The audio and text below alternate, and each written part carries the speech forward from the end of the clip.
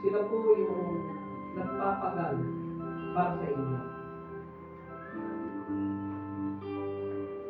We sometimes pray for our pastors. Pinag-pray po natin ba sila? Alam niyo po, ang katotohanan niyan, nararamdaman po namin kung ang mga members na pinag-pray po namin.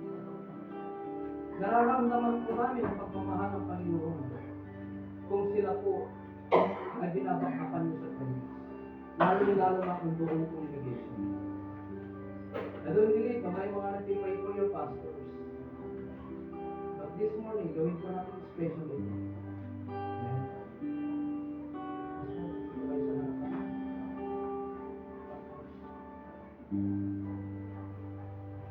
So, nakikita niyo po yung mga pastor niyo rito?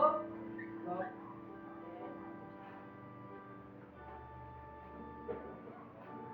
Nakikita niyo po yung paghihirap nila sa inyo.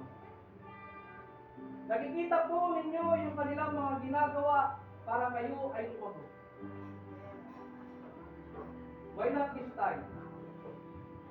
Iparamdam po natin yung pag-ibig natin sa kanila. So mga members, siyempre po, yung pastor, lapitan siya ng mga kalalakihan, elders. Mga lalaking, mga bata, elders na bata. Kayo po yung lumapit sa kanila ngayon. So mga pastors po ninyo, lapitan niyo po sila. You can hug them. Kasi sabi ko nga, tao rin sila. They are human. They are human. In this manner, mga kapatid, maaari po natin masasabi, kahit kung di na po natin bigtasin. Pero kapag kanilapitan mo sila, alam nila kung sino yung kanilapitan. They know kung sino yung mga tuna. Malalaman po nila kung kayo ngayon ay tungkol.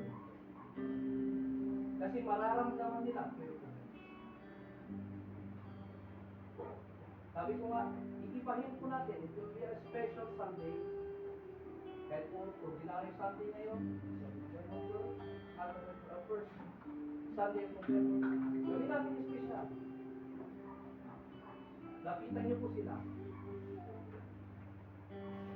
Now or never, ipakita natin ang pagmamahal natin sa kanila. Dahil baka, someday, pagdating ng rapture, hindi na natin sila makita sa maulong na kami.